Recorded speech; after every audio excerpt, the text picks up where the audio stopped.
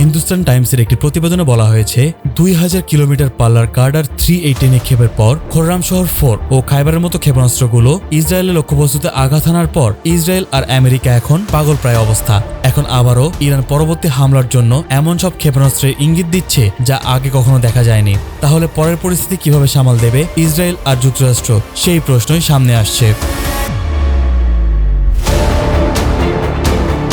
স্বাভাবিকভাবে প্রশ্ন উঠছে, এটি কি ইরানের ক্ষেপণাস্ত্র যুদ্ধের কেবলই শুরু? এই হামলাগুলো কি শুধুই ট্রেইলার? তেহরান কি ইসরায়েল এবং মার্কিন স্থাপনাগুলোর ওপর তাদের সম্পূর্ণ ক্ষেপণাস্ত্র ভান্ডার উন্মুক্ত করতে যাচ্ছে? এই কয়দিনের যুদ্ধ পর্যালোচনা করে বিশ্লেষকরা বলছেন, যদি ইরান তার সর্বশক্তি দিয়ে হামলা শুরু করে তবে ইসরায়েল ও যুক্তরাষ্ট্রের জন্য তা বিভীষিকা ছাড়া আর কিছুই হবে না। এদিকে ভারত মহাসাগরে একটি মার্কিন ডিস্ট্রয়ার ও ট্যাঙ্কারের ওপর কদর 380 এবং তালাইয়া ক্ষেপণাস্ত্র দিয়ে হামলার পর ইরানের ক্ষেপণাস্ত্রগুলো কি এখন গভীর সমুদ্রকে পরবর্তী যুদ্ধক্ষেত্রে পরিণত করবে?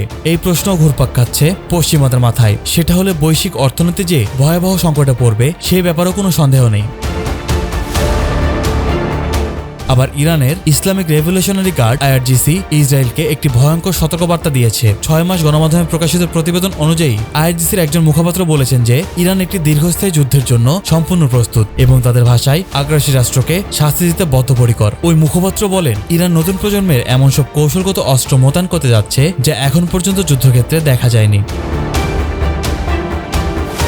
IRGCর ওই জেনারেল জোর দিয়ে বলেন যে বর্তমান সংঘাতে ইরান এখন পর্যন্ত তার প্রকৃত সামরিক সক্ষমতার সামান্য একটি অংশই ব্যবহার করেছে। আরও উত্তেজনার ইঙ্গিত দিয়ে ওই মুখপাত্র ঘোষণা করেন, ইরানের নতুন কৌশল এবং অস্ত্র ভান্ডার প্রস্তুত করা হচ্ছে। তিনি আরও বলেন, ইরানের এই অভিযান অব্যাহত থাকার সাথে সাথে শত্রুদের প্রতিটি আসন্ন হামলায় যন্ত্রণাদায়ক আঘাতের জন্য প্রস্তুত থাকা উচিত। এই সতর্কবার্তাটি এমন সময় এলো যখন ইরান তেল আবিবে খাইবার শ্রেণীর একটি ক্ষেপণাস্ত্র দিয়ে হামলা চালিয়েছে, যা অত্যন্ত নিখুঁতভাবে আঘাত হেনে ব্যাপক ক্ষতিসাধন করেছে বলে ইরানের গণমাধ্যম দাবি করেছে।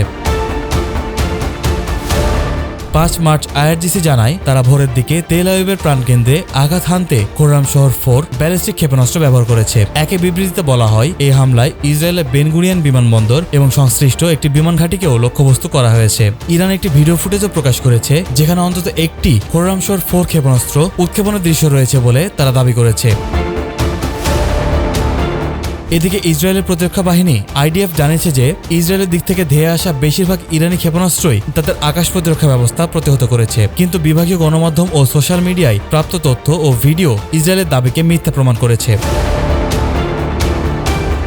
5 মার্চ ইসরায়েলের অভ্যন্তরে ড্রোন হামলা চালানোর দাবিও করেছে ইরানি সেনাবাহিনী। ইরানের রাষ্ট্রীয় টেলিভিশন জানিয়েছে ওই ড্রোন হামলাগুলো তেল আবিবে সুনির্দিষ্ট নয়, এমন কিছু লক্ষ্যবস্তু এবং উত্তর ইসরায়েলের মেরন রাডার ঘাঁটিতে আঘাত হেনেছে। তবে ইসরায়েলি কর্মকর্তারা জানিয়েছে 5 মার্চ ইসরায়েলের ড্রোন আঘাত হানার কোনো নিশ্চিত প্রতিবেদন তাদের কাছে নেই। এর আগে 4 মার্চ ইরান ঘোষণা করে যে তারা ভারত মহাসাগরে একটি মার্কিন ট্যাঙ্কার থেকে জ্বালানি নেওয়ার সময় একটি মার্কিন ডিস্ট্রয়ারের উপর হামলা চালিয়েছে এবং সেটিকে ধ্বংস করা হয়েছে। প্রাপ্ত তথ্য বলছে, ইরানের দক্ষিণ উপকূল থেকে প্রায় 650 কিলোমিটার দূরে ডিস্ট্রয়ারটি যখন জ্বালানি সংগ্রহ করছিল ঠিক তখনই এই হামলা চালানো হয়। IRGCর বিবৃতি অনুসারে কদর 380 মাঝারি পাল্লার ব্যালিস্টিক ক্ষেপণাস্ত্র এবং তালাইয়া কৌশলগত ক্রুজ ক্ষেপণাস্ত্র ব্যবহার করে এই হামলাটি চালানো হয়েছে। সব মিলিয়ে পরিস্থিতি যা দেখা যাচ্ছে তা ইসরায়েল এবং আমেরিকার ঘুম হারাম করে রেখেছে। এবার যদি ইরান পরিপূর্ণ শক্তিতে ইসরায়েল এবং মধ্যপ্রাচ্য জুড়ে মার্কিন স্থাপনা লক্ষ্য করে এই হামলা অব্যাহত রাখে তবে খুব শীঘ্রই পশ্চিমারা হাত তুলতে বাধ্য হবে, আর বিশ্ববাসী সেটাই দেখার অপেক্ষায় রয়েছে।